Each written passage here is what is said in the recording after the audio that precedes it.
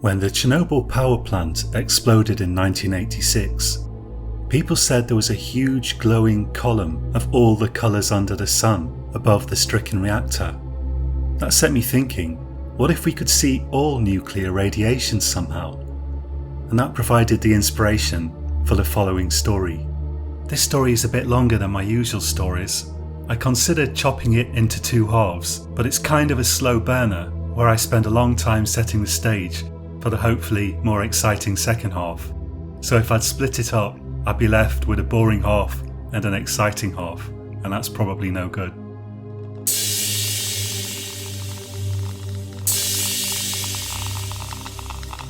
Benchley Foundation for Openness in Science, January 2004. The following account was sent to us by an anonymous donor. It purports to be an account by the missing physicist, Dr. Timothy Aubrey Smith, formerly of Cambridge, UK. Dr. Smith went missing in July 1999, together with his wife and their 9-year-old daughter and 2-year-old son. They have not been seen since, and the police are not following any leads on their disappearance. This account is claimed to have been found concealed in Dr. Smith's former residence in Cambridge and is dated August 1998. It should be noted that there is in existence a photograph that was alleged to have been taken of Dr. Smith and his family in Peru last year. This photograph is widely regarded as a fake, since the children appearing in the photograph are around the ages of 9 and 2 respectively, whereas Dr. Smith's children would have been 13 and 6 years old at that point.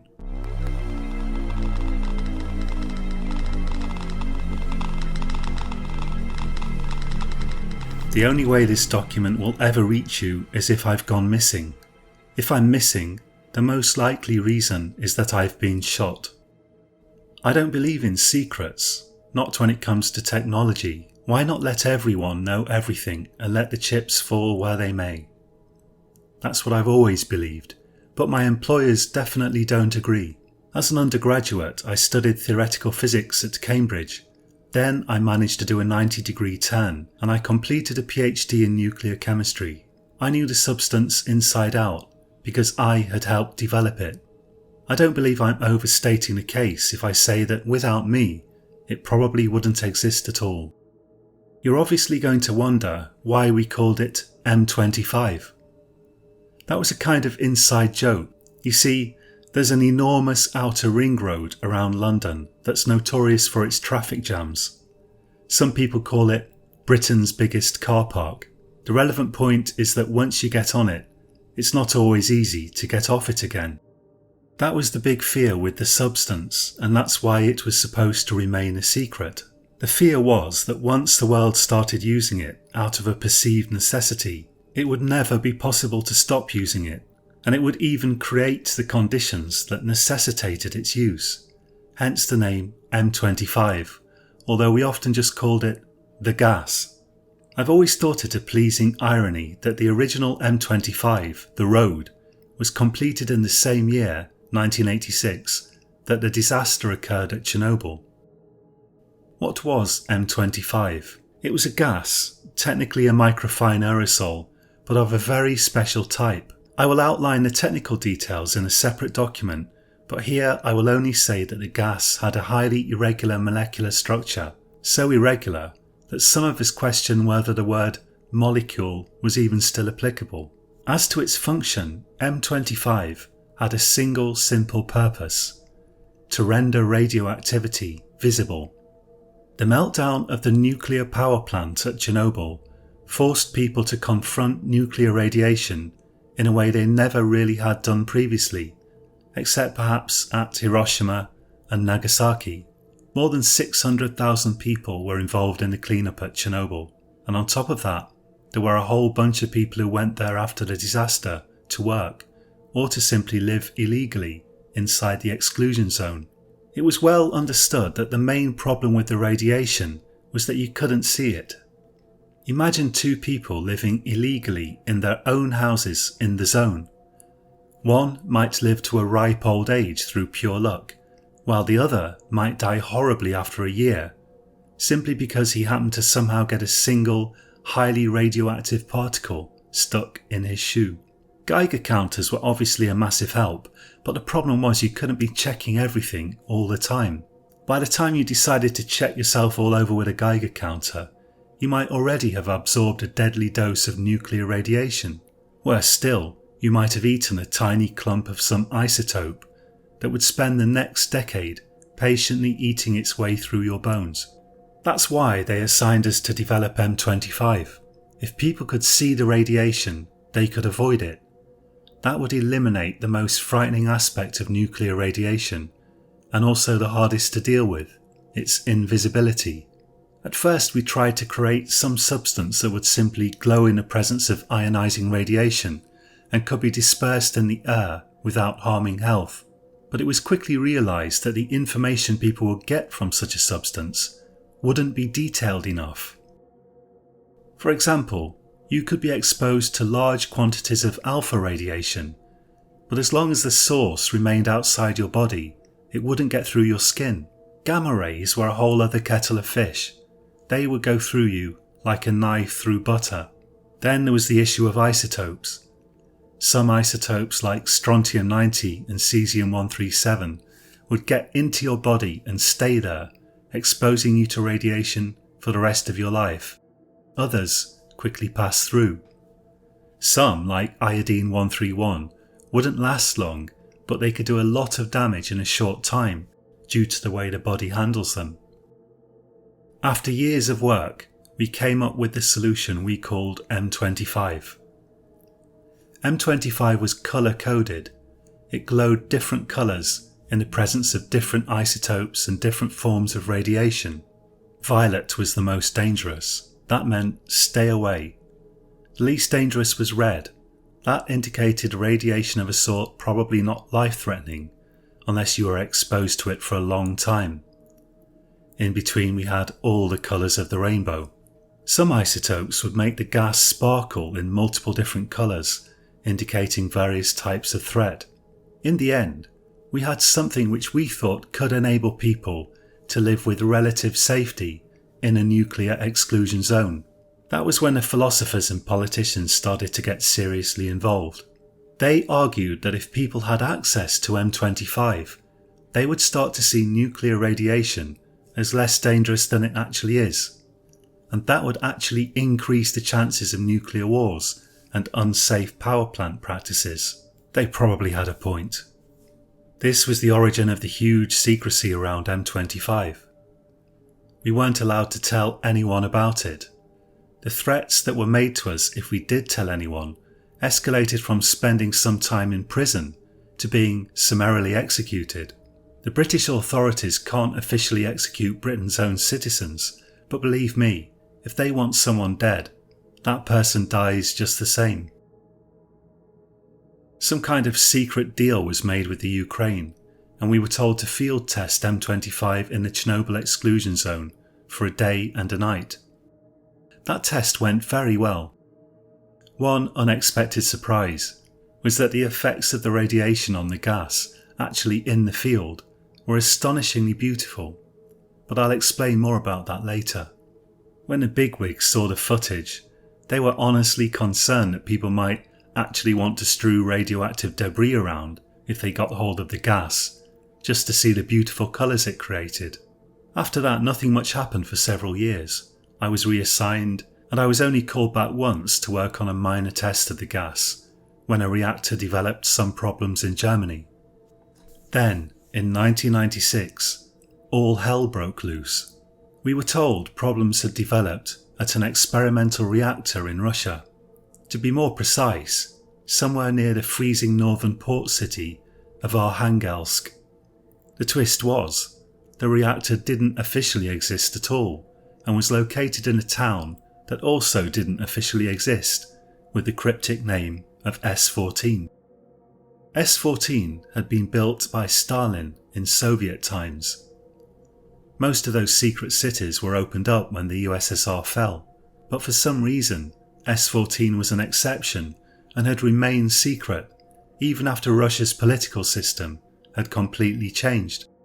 The military assembled a team of 4 of us They wanted us to go in and use M25, which the Russians didn't have and we did, to get to the reactor and shut it down with explosives. It was either that or the whole thing was going to blow sky high and create a disaster that would make Chernobyl look like what the Americans call a dumpster fire.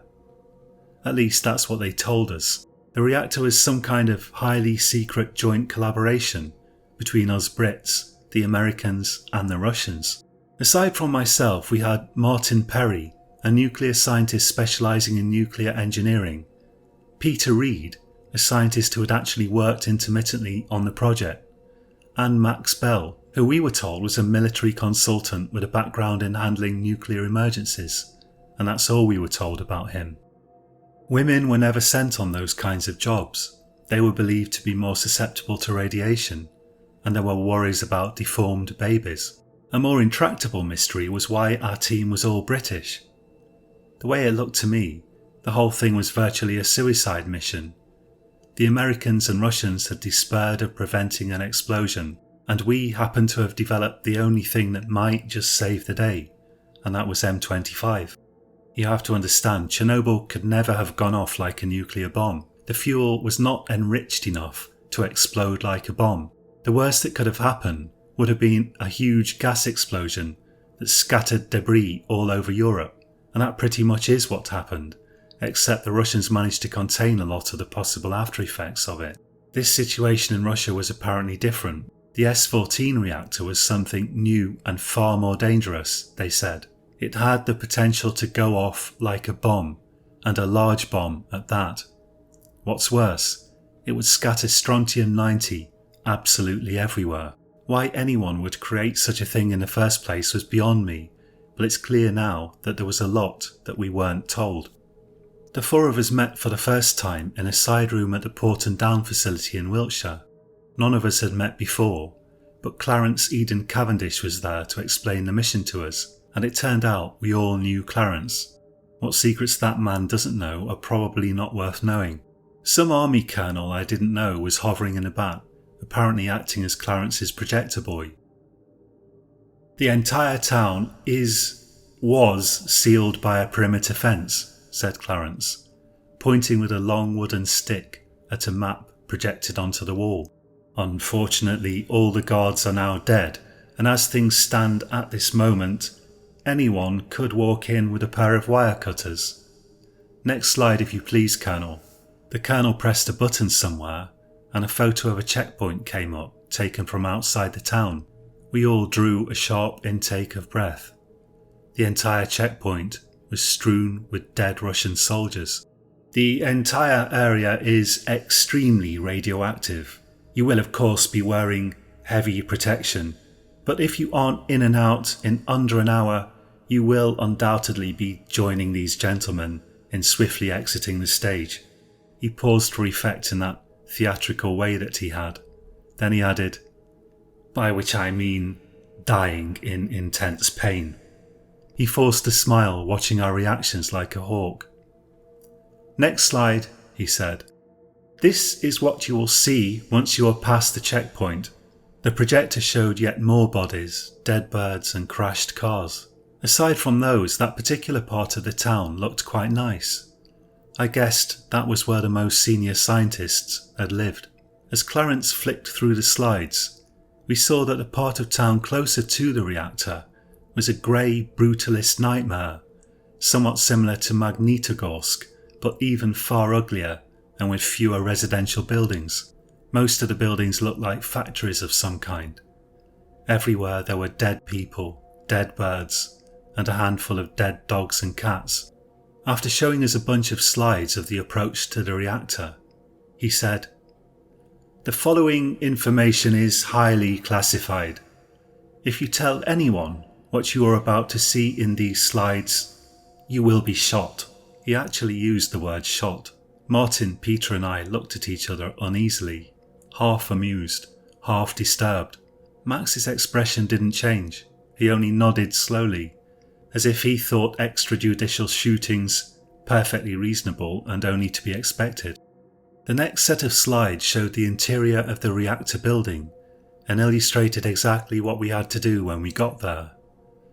I recognised certain parts of the reactor as performing various standard and familiar functions, but there were large parts of it that were utterly foreign to me. I had no idea what they did, and I had never seen anything like them before.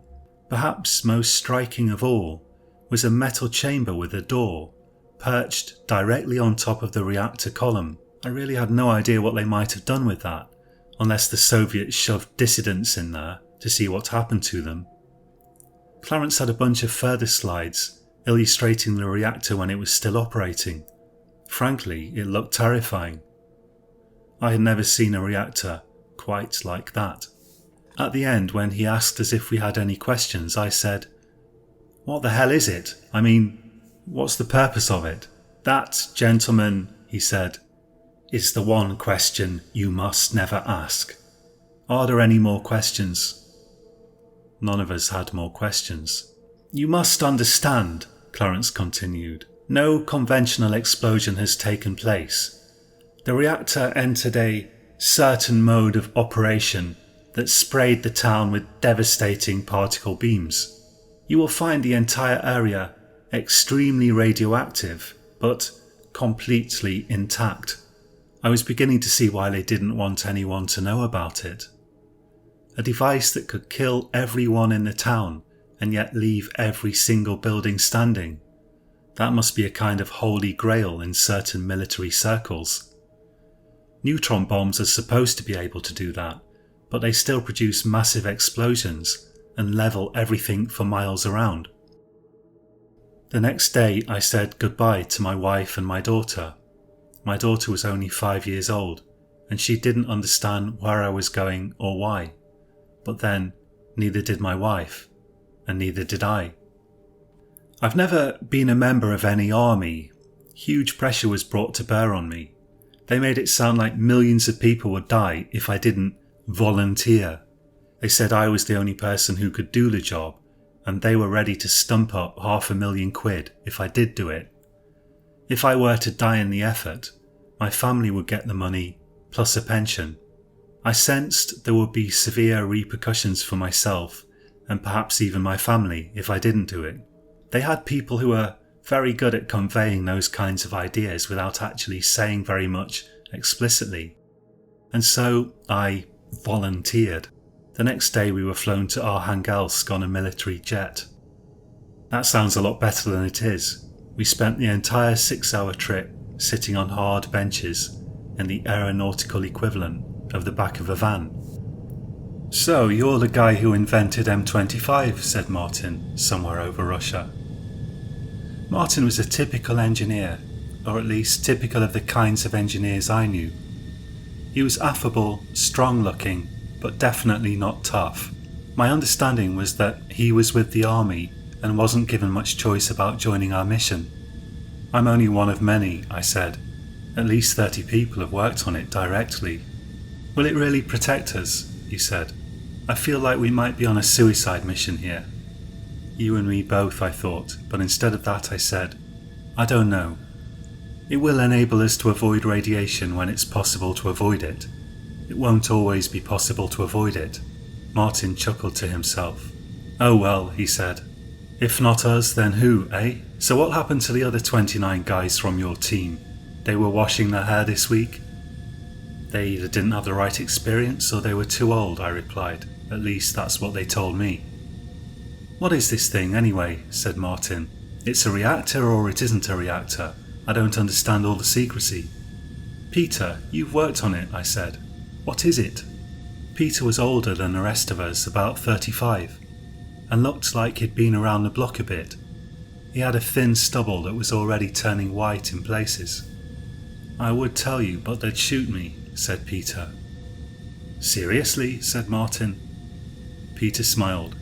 "The truth is, I don't really know what it is," he said.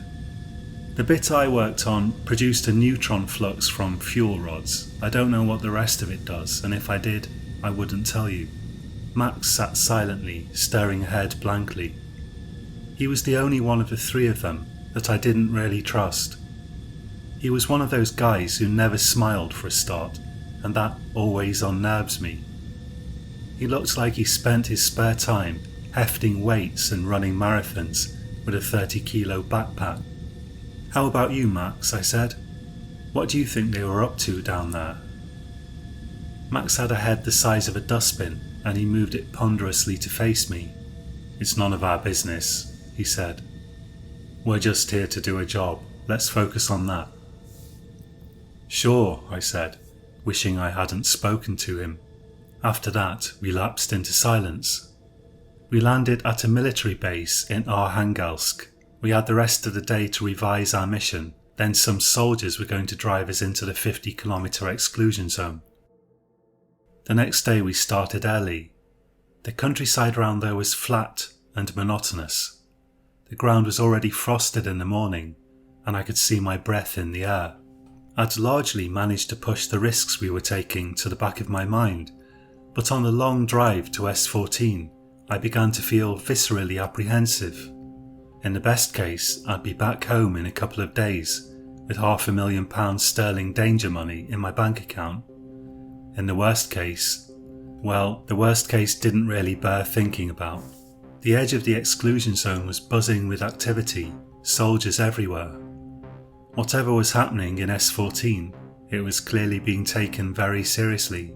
From there we drove the rest of the way alone, just the four of us in an open-top Jeep with some gear in a covered section at the back, Max at the wheel. We stopped 5 kilometres from the city and began to put on our gear. We had anti-radiation suits that looked a lot like hazmat suits, except they were more bulky. They incorporated metal plates to stop some of the radiation. They were extremely heavy, but to actually fully protect us, they would have had to have been so heavy that we wouldn't have been able to move in them. So they represented a big compromise between safety and usability. To protect our heads, they had metal plates over our entire faces. Inside, some kind of mirror and lens arrangement enabled us to see, taking light from scopes on top of our heads. LCDs would have been less heavy and better in most ways, but the radiation might have taken them out completely, leaving us blind. We had radios inside our suits that allowed continuous two-way communication. They had been built to withstand radiation, but whether they would stand the conditions inside the research building was another matter. On our backs we wore equipment for setting the explosive charges that would be needed to fully shut down the reactor. We had also been issued with handguns, mainly in case we came across dogs driven mad by the radiation, and dosimeters. The dosimeters were calibrated to sound an alarm if we received more than a certain overall dose of radiation in a certain amount of time. If that alarm sounded, we had to retreat from wherever we were immediately, or would be toast. Even so, it had been made clear to us that if we aborted the mission when we had any chance at all of completing it, even at the expense of our lives, we wouldn't get paid. While we were putting on the suits, missiles were bursting over the town, releasing M25. M25 looked like fog or mist when it was highly concentrated. Once dispersed, you couldn't really see it, except when it interacted with radiation and it started glowing. Finally, we had gas grenades that we could use to fill interior spaces with more M25 when needed. Once we'd dressed, we got back in the Jeep and drove to the perimeter fence of the town itself. As we approached, we could already see the effects of the M25. Most of the radiation at that distance had died down to acceptable levels, but we could see the radiation twinkling red and yellow in the air, here and there. The effect reminded me of a firework display or maybe Christmas tree lights. It was pretty, but unlike Christmas lights, deadly. Some of the deciduous trees outside the checkpoint still had brown autumn leaves on them, and they were glowing a strange subdued orange. There were also a few pine trees, and for some reason they had a weird purple glow around them. It had rained since the incident, and it was possible that different types of plants had sucked up different isotopes from the soil, leading to different interactions with the M25, probably depending on the depths of their roots. The effect was quite stunning, but it indicated unhealthy levels of residual radiation, even at that distance from the reactor, and several days after the incident.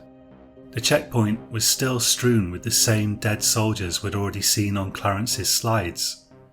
Some of them had yellow glowing patches on their heads and bodies where radioactive material had hit them and stuck. The same patches were all over the ground outside the fence. The skin of the men was itself glowing dull red, and the red glow seemed to be drifting upwards from them, forming a misty haze above them. That must have been due to gases from decomposition. Max was able to get the barrier open. We had to drag a couple of bodies out of the way, then we drove forward into the town. As we approached the town, unearthly sights met our eyes. The entire place was glowing in rainbow colours. The air sparkled red, yellow and green, and here and there, terrifying shafts of orange light emerged from around the corners of buildings. We tried hard to avoid anything brighter than red as much as possible. "It's a magic winter wonderland," said Martin. "What happens if one of these orange beams hits us?" asked Peter nervously. "Nothing if we get out of it fast," I said. "It would take half an hour to kill us." "That's not very reassuring," said Peter. "We should limit communication to essential mission-critical information," said Max. "Killer orange rays sound pretty essential to me," said Peter. "I second that," said Martin. From the distance we could see a brilliant blue shaft of light rising high into the sky, we presumed from the site of the reactor. It glittered white and green at the edges. The road was littered with corpses which we had to drive around.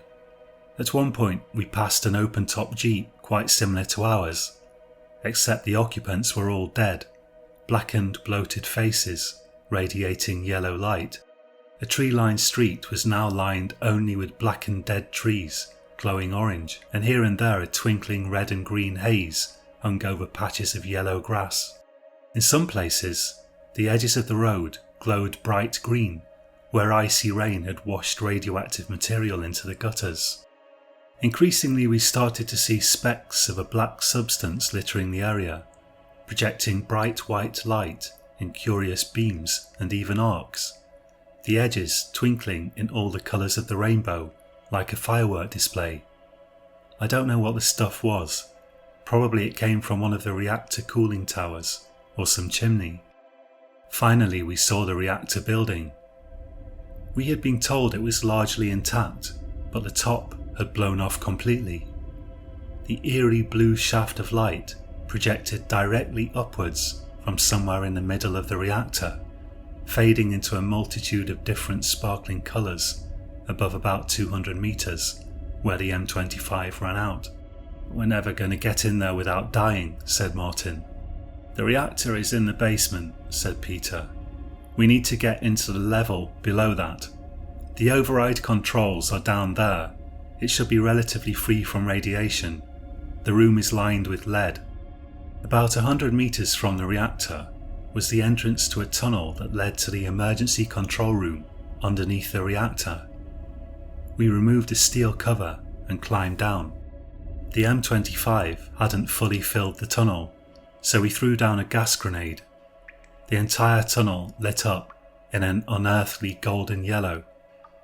Going in there was deeply unappealing, but we had no choice, so we climbed down the ladder and into the tunnel. As we made our way down the tunnel towards the reactor, the light started to change to a more greenish hue, punctuated by shafts of brilliant blue that we hurried through with all possible haste. At the end was a steel door. It opened into a room containing a series of levers and dials. Bringing the levers down should insert emergency control rods into the neutron reactor cores, although we expected that many of the rods would have melted and we were going to have to finish the job with carefully placed explosives. As M25 from the tunnel seeped into the room, several shafts of violet light became visible, crisscrossing the room. We were going to have to step around them, under them, over them, and in the worst cases, through them. The violet light represented powerful beams of gamma and neutron radiation, enough to fry us in short order. I thought you said this room was lined with lead, said Martin. It is, said Peter, or was. Maybe it partially melted, I suggested. We quickly divided the levers into groups and assigned each group to a person. We were going to have to be quick or we'd die right there in that room before we even had a chance to complete the second part of the mission. We counted to 3 and then we ran to the levers, dodging the beams, then started trying to pull the levers down as quickly as possible so we could get back to the comparative safety of the tunnel. Peter, Max and I finished the job pretty quickly, but Martin was still struggling with his by the time we got back to the tunnel entrance. A shaft of purple light was almost clipping his back as he tried to pull down the final lever. We've got to do something, said Peter. It's stuck, he can't manage it. Martin, leave it, I said. You need to get out of there. He must have heard me over the two-way, but he didn't respond. I'm going to pull him out, I said, but Max barred my way. There's too much radiation, he said. Look at him. We need at least 3 people to complete the mission. Martin was swaying backwards into the eerie purple rays, pouring helplessly and uselessly at the lever. Suddenly, his dosimeter began to shriek at us. Martin, I shouted, get back here. Suddenly he keeled over backwards and lay motionless under a shaft of purple light that was glittering green around the edges. Martin's own body was becoming suffused with a red glow, indicating radioactive fission products were forming from his suit and body due to the gamma and neutron rays. We need to pull him out of there, I said, struggling with Max. Negative, said Max. He's gone. I looked at Peter. I couldn't see his face inside the suit, but I could hear his breathing. He sounded scared. Slowly he shook his head, the boxy metal headpiece of his suit rotating from side to side. Jesus, I exclaimed in despair. Max pulled me back and pulled the metal door shut. We need to get to the reactor, said Peter, his voice shaking. We have to place the charges. I knew he was right. Even if Martin was still alive, his chromosomes would have been smashed to pieces by that beam. He could die quickly without regaining consciousness, or he could die slowly, in agony, in a hospital. It might have taken 2 weeks to die if we had gone in immediately and dragged him out. 2 weeks of intense suffering. When you're exposed to a serious dose of radiation, you're left with intact cells that carry on working for a while, but their mechanisms get smashed. The DNA gets broken up, and after that, the function of the cells becomes increasingly pathological, and there's nothing you can do to stop it. None of us wanted to die like that. It's a slow, agonizing death. We retraced our steps along the tunnel. To get close enough to place the charges, we had to access the reactor from the other side.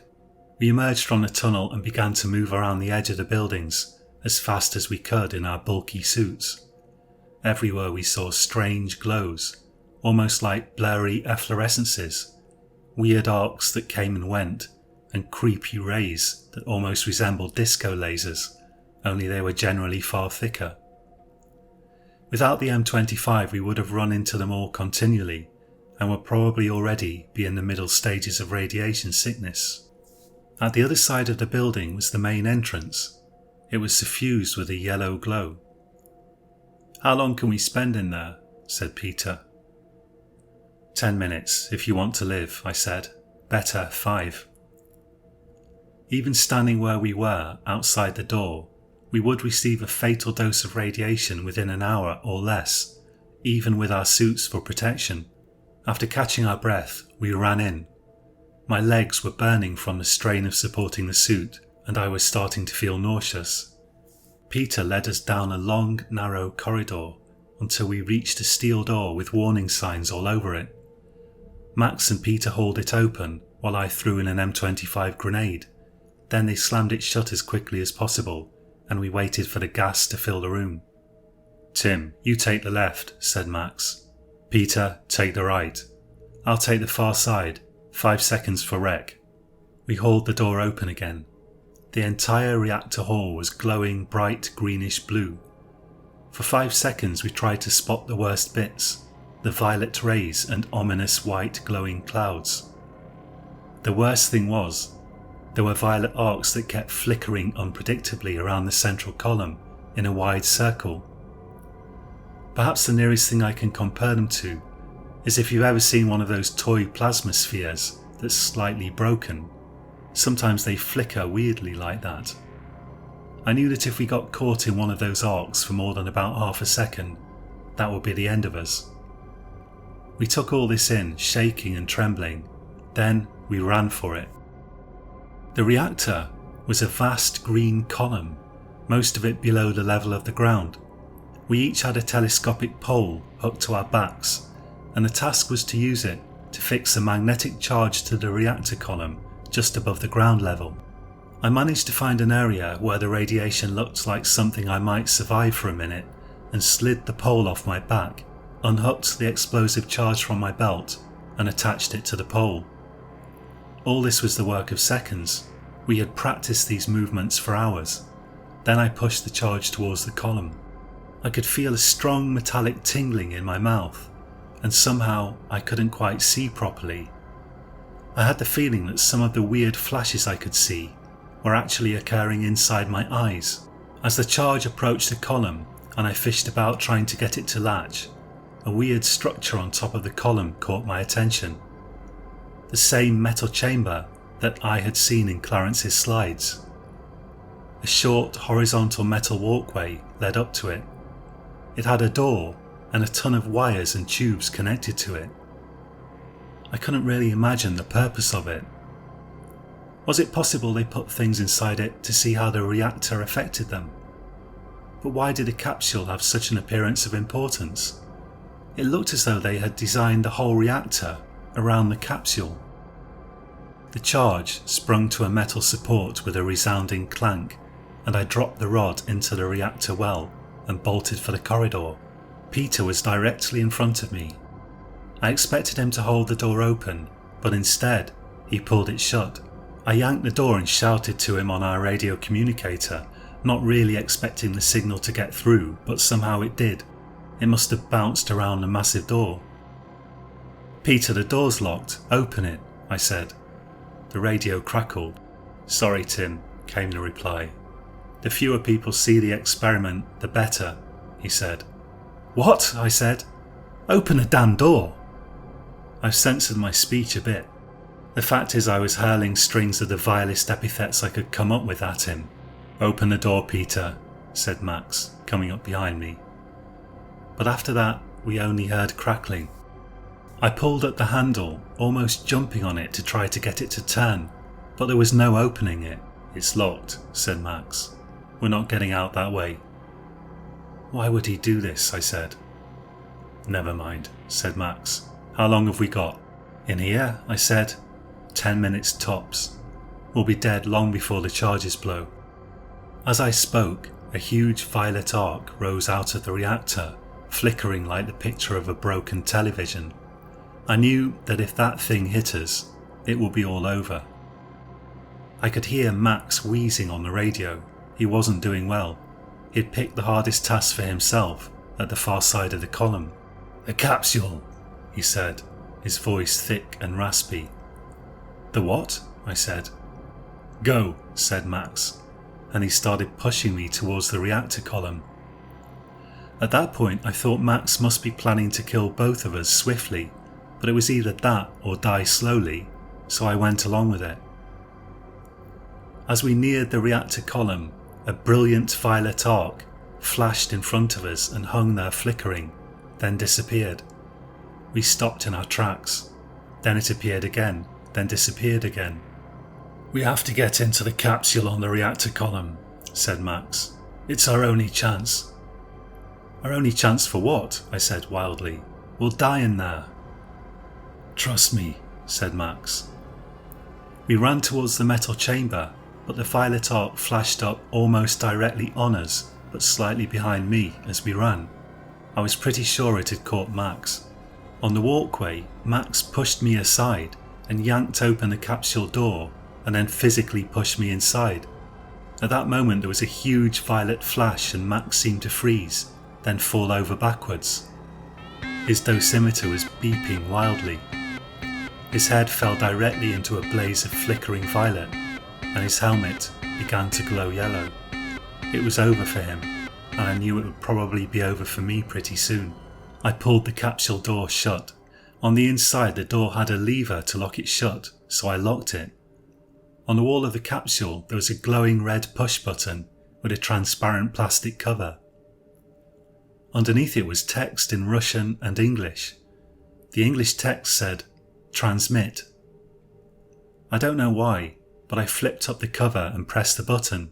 It changed to green, but nothing else happened. I tried shouting, aware that the suit would heavily muffle my voice, but desperately hoping there was some sort of communication device inside the capsule. I wanted another human being to talk to me at that moment. I started to retch. I had the beginnings of radiation sickness. "What the hell," I said despairingly, and I laboriously removed the hood of my suit. It was all over, I was finished, and I at least wanted not to spend my final minutes vomiting inside my own suit. Suddenly there was a clanking at the door, exactly as if someone was knocking on it. That wasn't possible, but after a few moments of silence, the clanking resumed. 5 knocks. Did I want to open that door? No. Right then I would rather have pulled out my own teeth with rusty pliers than open that door, and that's probably not an exaggeration at all. I was heading into a state of shock. I was shaking, feverish and terrified, and probably about to hurl the contents of my stomach onto the floor. But there could only be one person knocking at that door, and that was Max. And the fact is that Max seemed to have done his best to save my life. Although I was certain I was going to die soon anyway, I owed him. I fell against the door handle and, grasping it with both hands, unlocked the door. Then I pushed it with my foot, simultaneously falling back into the chamber against the wall. Outside the door of the chamber, everything appeared dark, except for a group of people holding flashlights. "Sir?" said a voice. I didn't reply. "Dr. Smith?" said the voice. "That's me," I said. "Sir, we're here to take you home," said the voice. A man stepped into the chamber, a British soldier. "The radiation," I said, grasping for words. "It's minimal now, sir," said the soldier. "How can it be?" I said. "You shut it down, doctor," said the soldier, 3 weeks ago. Don't you remember? They took me out of the capsule and put me on a stretcher. Everything was dark. The reactor wasn't running and there was no sign of radiation. At least, not radiation rendered visible by M25, neither in the reactor nor in the town outside. Most of the corpses had been cleared away. They told me I must have lost my mind and taken refuge in the town somewhere, and eventually wandered into the reactor and holed up in the capsule. None of that made sense. None of it. I was shown 3 bodies back in Arkhangelsk, those of Martin, Max, and Peter. Peter had made it out of the tunnel, they said, but had been overcome by radiation after that. Later on, when I ran over my view of what had happened with Clarence, he said, "Peter wasn't one of us. We borrowed him from the Russians. However, it would appear that your recollections are not entirely to be trusted. We would greatly appreciate it if you would adopt the authoritative version of events as established by the investigation." And so, that's what officially happened. Officially, I completed the mission and I was a hero. I'd lost my mind for a while, but I'd sensibly taken refuge in a radiation-proof chamber in the old reactor building when it was safe to return to it, where the army had rescued me. Except, that isn't what happened. I don't know what that chamber was, but I'm pretty sure the chamber was the real purpose of the entire reactor. It was some kind of capsule that could freeze time, or project a person into the future, or something. They coughed up the £500,000, and I spent some time relaxing on holiday in the south of France with my family. At least, I tried to relax, but uneasy thoughts preyed on my mind. I had seen a lot more than they probably wanted me to see, and for all I knew, Clarence was presently immersed in arguments with the Russians and the Americans about whether I should have a sudden fatal accident or not, and I wasn't even sure which side of the argument Clarence would be on. After I got back, I began to work on some projects of my own at home. I told everyone I was building one of those kit cars. I actually bought the parts for a kit car and made half-hearted attempts to assemble them, but in reality most of my time has been spent on an idea I have. I have an inkling of how they put that monstrosity together, and I'm not convinced the whole reactor is really needed to make it work. If my theories are correct, it may be possible to build a device that can project a person into the future that would fit into a much smaller space. A garage, for instance. Such a machine would not violate the laws of physics as they stand. Time travel to the past, that's impossible. But time travel to the future? That's just an engineering challenge. I've enclosed technical documents with this account in the hope that, if they do decide to make me disappear, at least my work will not go to waste. Thank you for listening. Perhaps it really was Dr. Smith in that photograph taken in Peru last year. My name's John and you've been listening to Science Horror. If you enjoyed this story, please consider giving the video a like. Accumulating likes is my only hope for winning the long battle of attrition with the YouTube algorithm. Please also consider subscribing. Thank you. Next week I have for you a story about a woman who's obsessed with finding her father's killer and resorts to taking a mind-bending drug in the hope of remembering details of the crime. Do join me again for that. Until then, sleep well.